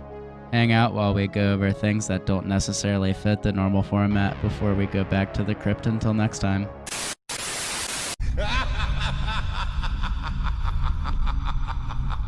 This is the end. The end, our friends. The end. The ending portion of the show. Yep. And this is where we say goodbye monotonely. And We just lose all of our we energy lose all the energy. until the second ending where we're not. Yeah. This is all just a front. So if you're not interested in like WWE talk, a little bit of football, like a couple minutes. Morty. Rick and Morty, a little bit of the talk. Spoilers so for that, Culture. and the end of Destiny 2, and then that'll be the true ending, and then you'll get the super happy version of it. Yep. So for YouTube, you'll see it live. So don't forget, if you're hearing this, we're always live when we record the audio stuff, and yeah. Yep. So, what would you like to talk about first? Rick and Morty? Well, no. Oh. We got to reveal what episode number 100. Hey, I forgot. I thought we only did it for And- the second part. And look, Monotone stuff. look. I know we're monotone right now, But that fucking hype, I know for you. but episode number 100. You've been edging for years I've to this one. Edging for years for this, and yeah, there could be, in my opinion, no other 100. I have been talking about this fucking movie for 99 episodes, literally. I even brought it up today. That's it. But one shirt, this movie does not leave the pantheon of my life ever. If you look over to the left, there's a fucking mask hanging, and that is Scream. Scream versus Shh. No, they spell it shush with It is H. SSSSHHH ... That is the remake. It is a Hindi remake of Scream. It is 3 fucking hours long. There is dancing. There is everything. And the fucking killer. It's a Bollywood. It's a Bollywood movie, and the killer has a clown nose. This is fucking incredible. I cannot wait until episode 100. I'm sorry for breaking monotone tradition, but 2 weeks from now is going to be fantastic. He's gonna be gushing. I'm going to be gushing. So episode number 100. Scream. So hard eyes for Klub. Yeah, we were talking about Hard Eyes for a while, right? Yeah. Like we've been wanting to do something with it. So the Kevin Williamson movie, Okay. the same guy that wrote all the Scream movies. Yeah. So except for But we can always change. We could always do an audible if we find So, a better one. Yeah, if we find a better one, absolutely. I thought it would be funny if we did Halloween because Scream was the horror club for the Halloween versus Halloween. Which one do you want to do? I don't know. I don't care. That's what I'm saying. I just thought it Just a Halloween. right. It's something. There's gonna be something. I don't know. We'll figure it out. But yeah, episode number 100 is gonna be fantastic. We still don't know Probably a puppet combo game because they have plenty of Probably. them. There might be something like that. Yeah. And we don't know what the top 5 is yet, but you'll find out soon enough. And as today, I'm going to start putting posts up of what's going to be happening on the lives. So that way people can come on in and check it out, Yeah. All right. So that's number 100. 100, man. Wow. 100. We'll talk more about that in a little bit. All right. So for Horror Wars, I'm Josh. Now I'm Rob. You don't even get anything from me. Hi, fair enough. We'll see you in 2 and 2. Shout out Chuck Woolery. Shout out Chuck Woolery or whatever. I'm waving bye, even though it's audio. We're not bye off the live. We're stick around. Bye. All right, man. Fuck yeah, Rick and Morty came. Dude, Rick and Morty came out the gates fucking swinging. Like, I'm going to keep it a buck. There was like a little handful from season 8, right? Like, they were like, okay, not bad. Yeah, season 8 was good. Season 9 opener, you might be in the top 5 episodes all time. Yeah. I'm gonna keep it a buck. I think season 8 was harder for you than it was for myself and the child. It's not the voice. At the beginning, it was. At first, it was. First you 2 episodes. did have an issue with it at the beginning of season 8, but I think it was harder for you because you've been watching since the beginning. Yeah. The child and I popped in at like season 3 or something. Right at the beginning of season 3. Oh, Right at the beginning of season 3. The soup is behind us, so she might end up on screen. I don't know. Really Awesome. If shout outs to Soup fans. But yeah, you were watching it for longer than us. Yeah, I was and I in one. think, and you did make some points about being bitter with the changeovers of the voice, but not because of it. The people did. Yeah, I want to clarify that. it's just getting used to the People just get pissed off because of the fucking voices, and it just seems like every goddamn time we get something that we fucking love, the creator piece of shit or somebody turns out to be a fucking trash goblin that ruins everything. Yeah. So fortunately, Rick and Morty did not get ruined. Right. I think for you last season, it was more of a growing pains, and maybe that's why you don't vibe with the episodes as much. It was the episode I wish I could have got just the original voices up until when Rick Prime was done. Okay. Because I really wish I could have heard the original Rick voices Prime. kind of finish it off. Finish it off. And then we could have just had he doesn't have the hate or some shit in his voice to sound different. Whatever. Yeah. And I'm also glad they never explained it. We kind of they let it go. So that was okay too. Yeah. But I also feel like some of the plots, that's what bothered me for some of them are kind of mid compared to some of the other seasons for myself. Okay. But the fucking season 9 opener. Yeah.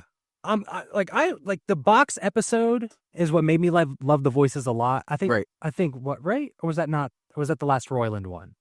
The floor one, the hole. Oh, the floor. That was the season finale of 7, wasn't it? Was that the last Roiland one? Maybe. Yeah, but I'm just saying. I think the Rick Prime is what bothered me the most. Okay. But once we got out of that and we're in like kind of the newer phase of Rick and Morty, I fucking love it. Spaghetti wasn't in season 8, was it? That was. Spaghetti was name. Cry. Oh my God, Spaghetti was fucking in. It was a rough episode. Cried a lot. But the big heads, the big head. That was season 8. Season 8. That was the human. That was closer towards the end of season 8, right? Yeah, that was the human amusement park. The human amusement park. Oh my fucking God. See, yeah, there were some Yeah, very good ones. moments in season 8. But season 9 opener. So no, the hole was season 8. Yeah. When they fell through the hole, that was season 8. Yeah. That was the ending of Yep. last season. Yeah. That's when I was like fully accepted because that was a god tier episode. It was a fucking amazing episode. Yeah. And season 9 episode 1 competes, bro. Dude. Evil Morty.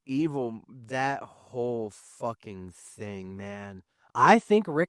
Spoilers, by the way. Oh yeah, Super spoilers. very much. This episode's not even a week old yet. So, and it'll be time by the time this comes out anyway. But right now on YouTube, it's still very, very fresh. So we haven't gone in depth. So again, spoilers for like a good couple minutes here. Our bad. Are bad. So we didn't go too in depth. But okay, so now we're in the spoiler territory. So get ready for this. Yeah. So I truly believe that Rick enjoys hanging out with Evil Morty a little bit. I hate that he can kind of compete with him now because he replaced Rick Prime as kind of like the main villain. Yeah. I enjoy it, man. I thought it would be kind of like lame if they went that route, but what they did, I like. Yeah. They did something really cool with it. And the fact that it just started off as like this is the best Rick and this is the best Morty, and man, they're fucking fantastic. Rick smiling They- when they're fighting the dude or whatever it is, and like he looks back and Rick smiling. Come on now. Oh my God, it just clicked.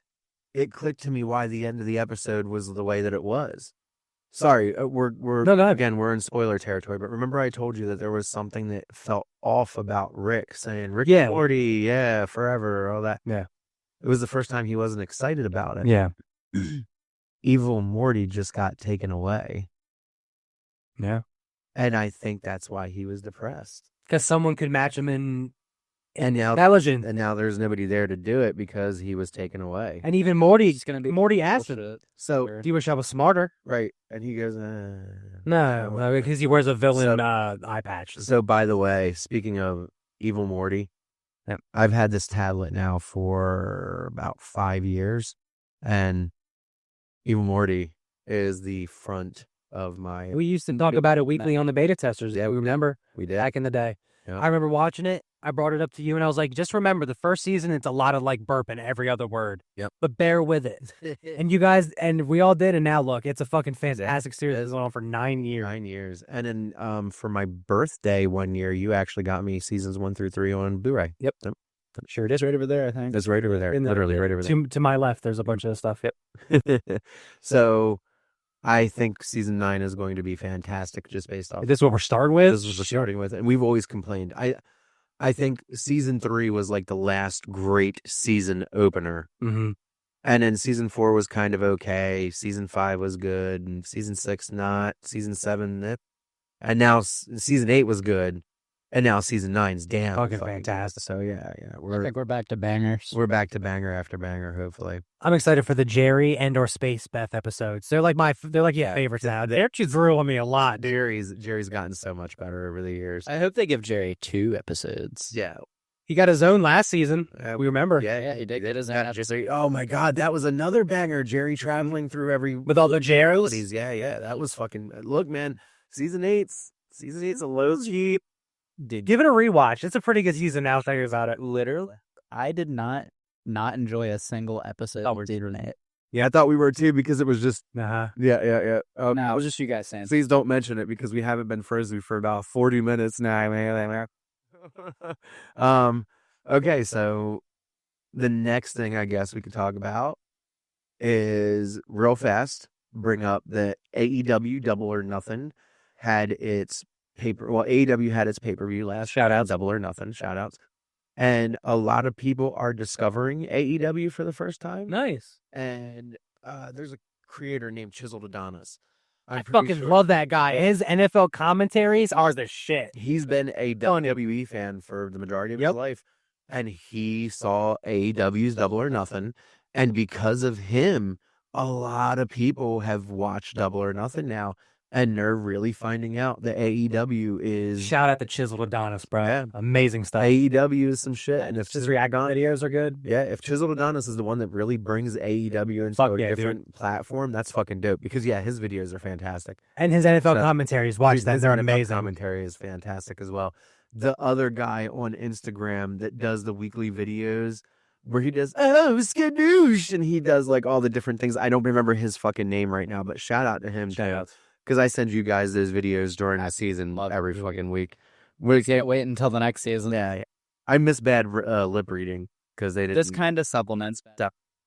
Yeah, shout out to bad lip reading. This supplements a lot of bad lip reading. So yeah, shout out to AEW getting ready to do a banger fucking year because All In is coming up in August. Says AEW missed a pay-per-view this year. Like, dude, no. like I think every years of the year pay-per-view so far is always known to deliver on every level. There's only honestly been about maybe 3 lackluster AEW pay-per-views in the entire 6-year history of the company.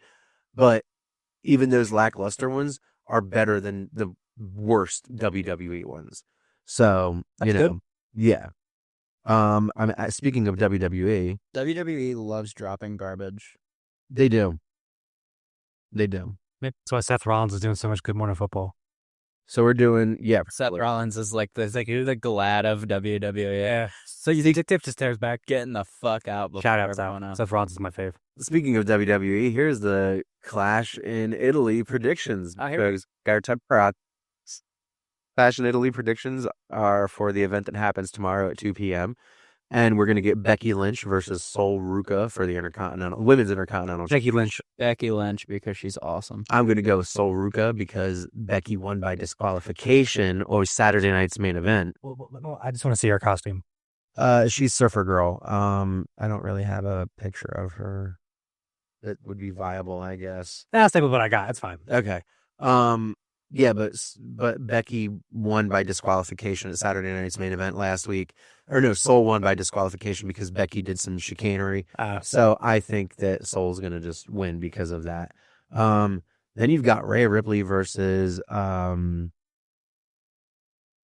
Jade Cargill. And Jade Cargill just lost the championship at WrestleMania to Rhea. And it's only been like a month and a half, and Rhea's defended it one time, I think. Rhea retains. Rhea's definitely. I'm gonna Rhea retain him.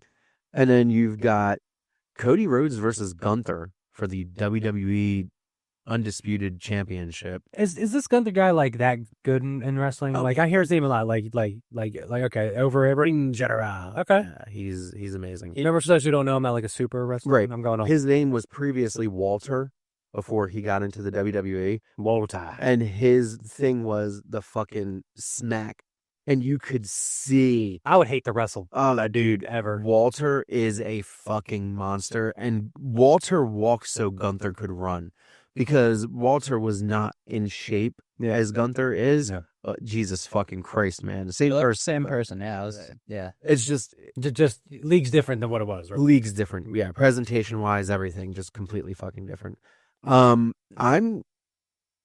don't know who to pick because Cody's run has been kind of shit. He hasn't really done anything. Is this for a belt or? It's for the WWE Undisputed. I'm gonna Heavyweight say Championship. Gunther. I kind of also want to say Gunther. I kind of want to say Gunther too. Like, I think Cody's time is like not done. Like he needs a break. He's not. He needs a minute out of the spotlight. I think he does because I heard Kingdom for the first time, like in a while. Kingdom is Cody Rhodes' theme song. Yeah. I heard it for the first time in a while, and weekly, every time Cody came out, I used to throw my arms out. You know what I mean? We're like, whoa. Yeah. I haven't been doing that in a while, but Fatigue a little bit. You think? yesterday was the first time I heard it, and I did it finally. Like I was like, yeah, Cody Rhodes, but it's just fatigue. I think it is fatigue because he's been champion, he's not champion, he is champion, he's not champion. Little John Cena-ish. TKO fucks him over. TKO doesn't fuck him over. He's not good enough to main event WrestleMania, but he is good enough to main event WrestleMania. Like you confuse everything. So I think if Cody were to take about 5 or 6 months away, let him be with his family, let him chill out, whatever, do it.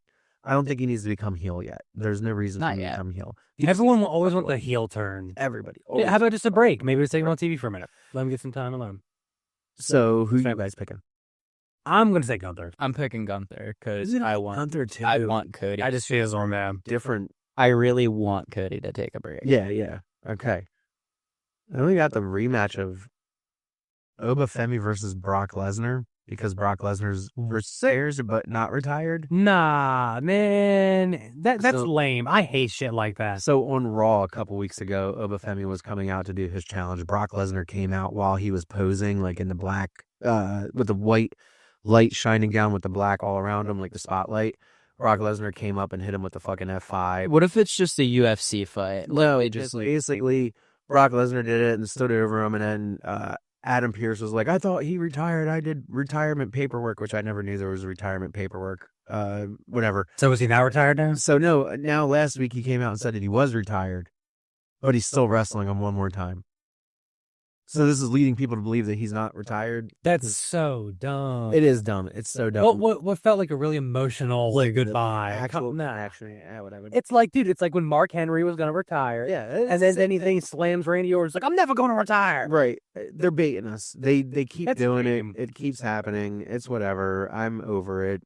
Whatever. I'm gonna say the other guy beats Brock Lesnar, and then it's like, oh, imagine he fucking wins, and he's like, one more. We're 1-1 now. Yeah, and that's what a lot of people are thinking. A lot of people are thinking that's what's... I could really just prefer Brock Lesnar not fucking wrestle. I could just honestly care less about the whole situation. Same. Yeah, why are you gonna beta retirement? That is, yeah, no. It's trash. I'm going to go with Oba, even though, Brock's going to win. Okay, and then we've got Tribal Combat. Jacob Fatu versus Roman Reigns. Ooh, for the WWE World Heavyweight Championship. A few weeks ago, they fought for the WWE World Heavyweight Championship. Roman won by kind of nefarious ways. We're not. I think Roman's slipping, bro. But yeah, I think he's losing a step. he's not. This is just a different form of his character. He can't be completely dominant like he was a couple years ago because then everybody would hate him again. So you got to toe that line of character work, and Roman's pretty good at doing it. But I'm not. I'm gonna say Jacob Fatu. I'm gonna go Roman, unfortunately. Are they really doing like the rocket up his ass push? No, they're doing it for Oba, and that's why. And Roman and Oba have already kind of made a wink, wink, nudge, nudge that they're going to be the opponents of each other at SummerSlam, because Roman said that he's going to be here throughout the summer. And then he said, if you really got something to prove, then show it to me by the end of summer and all that. So it's building towards SummerSlam. You think they'll face each other at Mania? No, they're going to face each other at SummerSlam, and Oba's going to win, and not Brock, but Roman's going to go away for a couple months. And Again? That movie it was whatever shit. Yeah. Do another movie. But Fast and the Furious. So you said Jacob, I say Roman. Child, who are you saying? Roman. Okay. I think that's it on the wrestling talk. We revealed the movies. We did Rick and Morty. Aaron Rodgers signed with the Steelers. Aaron Rodgers re-signed with the Steelers for one year. He's Super Bowl now. And then he did say he's retiring, right? Like, This is his last one, but he said it last year too. but he was kind of wishy-washy on it last year. He was like, yeah, we'll see. If they didn't get Mike McCarthy, he would have retired. I think you're right. I think you're absolutely right. If they would have gotten any other fucking head coach, he would have been like, nah, Yeah. I'm done. No. I'm thinking at least championships. Let me as a Steelers fan either not make the playoffs at all and not go like 9-8 or 8-8 or whatever. I'll take a very bad season, or I'll win one playoff game. I'll take losing in the conference championship. Right. Just use not the same Fucking wild card loss. Yeah. Absolute ass whooping in the wild card. Please. I'm good. Bills are gonna suck this year. I don't think Bills are going to suck. I honestly don't. Not thinking about it. Patriots aren't going to be as good. Jets suck balls. Mm-hmm. Jets are trying, though. The Dolphins also suck. They're not trying as much as the Jets are. I think I think the Jets are going to do okay. Last year, everyone I thought that they were going to be like one of the best in the they lose Sauce Gardner like early in trade into the Colts. To the fucking Colts. Justin Fields didn't really do anything. Fields didn't do shit. It was a mediocre season for the Jets. But I mean, the Jets are used to mediocrity. I feel bad for Jets fans, man. I mean, shit. I can't talk. I'm a fucking Panthers fan. I'm used to mediocrity as well. Like, I can't say shit. I still say Kenny Pickett has again. Steelers versus the Panthers in Super Bowl. Kenny Pickett versus Steelers revenge game stuff. Yeah, it's gonna be cool. That's going to be cool. I'm going to try to get to the Panthers versus the Eagles. Oh, good luck. I'm going to try to. That's October. Steelers play the Eagles, too. I'm not going to that shit. You're in Philly? I think so, yeah. Oh, okay. I think it's on near Thanksgiving or the week before. But see, I have a much better odds at living peacefully at a Eagles game than you do, because your team is a perceived threat. They care about, that type of shit. I wear my Panthers gear. People are like, go fuck yourself, but I'm not going to get beer cans today. Imagine being like rational Cowboys or Giants fan going to that. Terrace, you're not a you're not a generational threat to Eagles fans. Tennessee teams, I'm never going to that game. But see, also there's that built-in Pennsylvania versus Pennsylvania thing with the Eagles and the Steelers, like that. That's Yeah. So going to one of those games wearing Steelers shit is not a death sentence. No, it's not that. But you'll get shit thrown at you. You'll get mocked and fucked around with. And Josh is like me in that sense. He will fucking go on he will go on the offensive. He will not go on the defensive. In football talks. In game. So Nothing Yeah, nothing really no, else. really NFL to talk about. I just miss it. We're getting close though. We're getting close. We'll be in June soon, and then we only got 2 more months, and we're at least at the preseason. Yeah. So Hall of Fame games coming. It's the Panthers versus the Jaguars. We're reaching the bottom of the bell curve. Yeah, we're reaching a curve. have we thought of new potential Super Bowl predictions No. before we get out of here? Not yet. No, not yet. I don't think I'm going to go with the Titans anymore. You're not going with the Titans anymore? What are you thinking? Did you change anything yet? I don't know yet for AFC. Actually, I'm going to say the Steelers. Dude, AFC is like... I become a Rodgers fan. I can't such a. Yeah, you're going to get a jersey. I am getting a. Get that damn Rodgers jersey. Fuck that. Go back into the archives. Go back into the archives and listen to how much shit this man talked on Aaron Rodgers Because he just doesn't during give. the entire 2025 NFL season. Listen, go back even further into the archives. 2024. It was 2024 when they were talking about signing Aaron Rodgers to this fucking team. Gut-hurting hatred in Josh's. Motherfucker being on my team. He won his fucking Super Bowl against my team. You know, Yeah, I still think it's true. I think he's going to win it because let's follow the script. He's going to get a Super Bowl ring, his last one with the coach he got his first one with the team that he beat in the Super Bowl. yeah, Ain't no way. yeah. That's movie magic right there. We got to have our super older quarterbacks retire out on a high note. Yep. Brady his last season he did bad, but he still won a bowl right before he retired with the Bucks. I'm sorry to bring it up. Peyton Manning. But hey, imagine the guy that beat the Steelers in the Super Bowls on the team. Like, hey, what's up? I'm a He's Steeler made it now. known that it's his last season. Yeah, no, I get it. So that would make it even better if Green Bay was the team to make it into the fucking... People are saying that too. Dude, that Packers would be versus hilarious. Steelers. Packers versus Steelers. Oh, Jesus Christ. I'm trying to think. Video game wise, I'm back to playing the Binding of Isaac. I 100% Requiem. Binding of Isaac is still one of those games I can always go back to in the middle, just to like, just something to do. Yeah. 100%ing by Oh, of Isaac. that's what we were talking about. Video game years. Let's end on a somber note. Oh yeah, okay. So quick backstory, just the Destiny franchise in general. Destiny 1 was only out for about 3 years. Destiny 2 comes out and has been out for about 12 years, I believe. 12 years, yeah. And it's a live service game, which means that the company's constantly working on adding new stuff, constantly being updated, kind of like an app. But it was a video game, full-on video game. You had your story modes, you had your competitive sides. After 12 years, it's finally coming to like a close soon. We're getting one final big update, which I think is like game modes are coming back or some shit. We're getting Everything is coming back. it's the end and they're doing all this. Right. What we should have been doing it. We're not going to sit here and break down everything because that would legitimately be a That would be another 3 hours. But the one cool thing that I'm seeing from this is that everything is transmog now. So you can have I seen some of this. The notes. any exotic can be look-wise on your character at all times. So you could have the look of a particular helmet, a particular top, bottom, arms, and legs, and they would all look like the exotics. That's cool. So that's pretty fucking dope. I just wish they would have done something like that. They should have earlier, years and years ago. And that sucks. The game that had so much potential. Yes. And when companies don't apparently just stop giving a shit, well, we get this. But there's been a lot of good and a lot of bad. But it's a game that feels weird that it is ending. Yeah. Yeah. There's a point for anyone who's ever played the Destiny games. You could feel where the drop-off happened. Oh, yeah. But you can still appreciate everything you went through. It wasn't, what the fuck was it forever ago, Forsaken? It's not the game, but it's the friends you made along the way. And from the fucking game just pissing you off. Oh, my God. The farm and shit. But we love Forsaken. That was probably like, Forsaken was the drop-off point for Destiny 2 because people were like, there's nothing better than this. Destiny was gold. Witch Queen brought a lot of people back.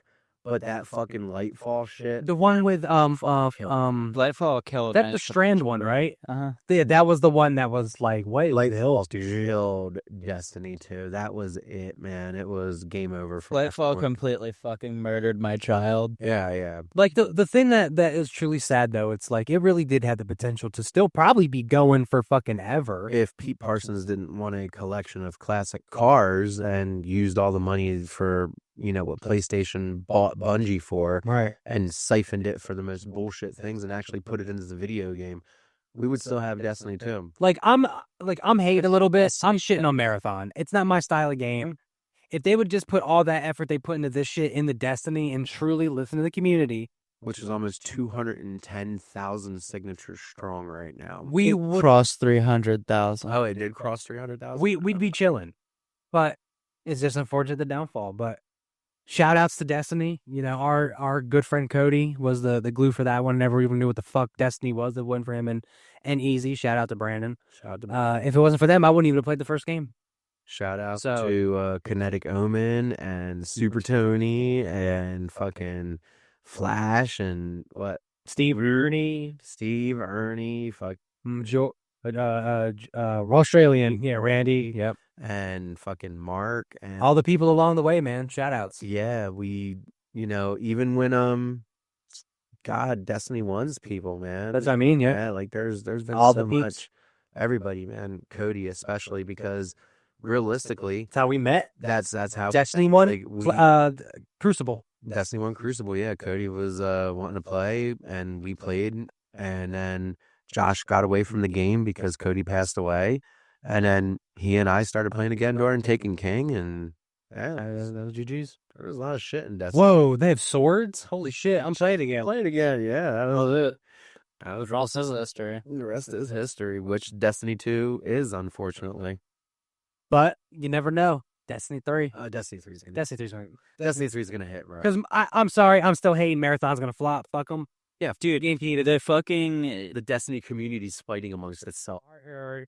Dude, I've heard. 300,000 signatures versus 5,000 concurrent players. I think it's really funny that Mylan is being such a pussy about it. I heard Glad was talking shit. Glad, dude, Was he hating him? was trying to fight him, bro. Holy shit. Mylan's trying to fight Glad. Do you know how buff Glad is? Shout out to Glad, shout out to Slide Wire, shout out to all of them. Yeah, man. I want to say a real big shout out to Datto. Real as hell, bruh. Real big Destiny wanted Datto. Very Destiny wanted. Destiny. Oh, no, the fucking franchise. He put that shit on his back during some of the load. The YouTube videos all the time. Friday Exotics. Dude, Datto and Bife.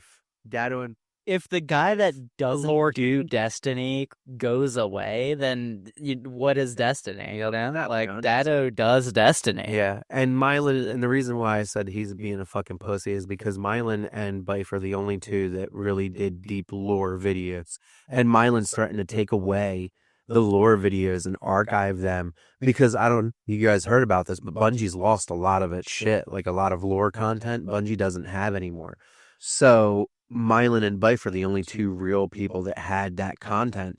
And because people are trying to abandon Marathon, Mylan's threatening to take away his Destiny videos. And he's being a fucking bitch about it. That's skates. And he's getting fucking slammed everywhere. It's not Taken away, which you've had for years, bro. yeah. Hey guys, I'm gonna burn my library of Alexandria for no reason. And it all started because Astacross basically was declared war on Marathon. He was It's kind of Marathon. They killed Destiny for Marathon. They did this. It's fucking lackluster and half-baked. Yeah. So big surprise. Wow, I've never seen that before. 12 years. They could have just done that for another Destiny. Hey, Marathon players, if you just started playing Bungie games ever, welcome to Destiny 2 for the past 12 years. Yeah, pretty much. So, I guess we really don't have anything else left. That's all I got, bro. Yeah. So we already know that episode number 100 in 2 weeks is going to be Scream versus and we're in for a treat from the entire episode, Which will be delish. And For Hard Wars, I'm Josh. now Rob. I exist on this plane. We'll see you in 2 and 2. Shout out to motherfucking Chuck Woolery, baby. Shout out Chuck Woolery. Thank you for listening. Again, my name is Lily, and I appreciate you sticking around for the sending message. You can follow me at Lilith_pad2005 on Instagram. Be sure to follow Horror Wars on all of social media, including TikTok, YouTube, Instagram, Facebook, and everywhere in between. If you want to leave a horror question, comment, or say anything about the show, please send us an email at horrorwarspodcast@gmail.com. See you next time. Remember to keep it classy with a dash of slashy. We'll do it in 2 and 2.